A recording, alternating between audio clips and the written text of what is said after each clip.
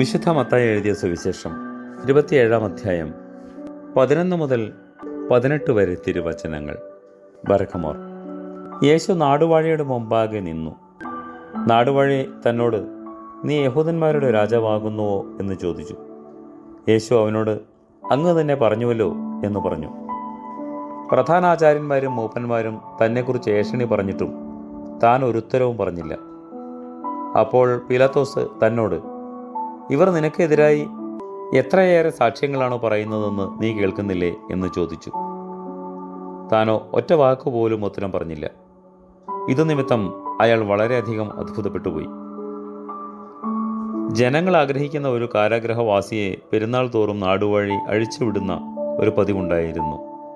ബാറാബ എന്ന് വിളിക്കപ്പെടുന്ന ഒരു കുപ്രസിദ്ധ തടവുകാരൻ അവിടെ ബന്ധിതനായിരുന്നു. അവർ കൂടിയിരിക്കെ പീലാത്തോസ് അവരോട്, ബാറാബായെയാണോ മിശിഹ എന്ന് വിളിക്കപ്പെടുന്ന യേശുവിനെയാണോ, ആരെയാണ് നിങ്ങൾക്കായി ഞാൻ വിട്ടുതരേണ്ടത് എന്ന് നിങ്ങൾ ആഗ്രഹിക്കുന്നത് എന്ന് ചോദിച്ചു.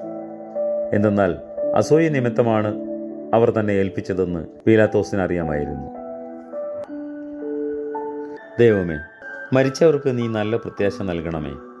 നീ മഹത്വത്തോടെ ഉദിക്കുമ്പോൾ അവർ നിന്റെ കൂടെ മണവറയിലേക്ക് പ്രവേശിക്കുമാറാകണമേ. ആമേൻ.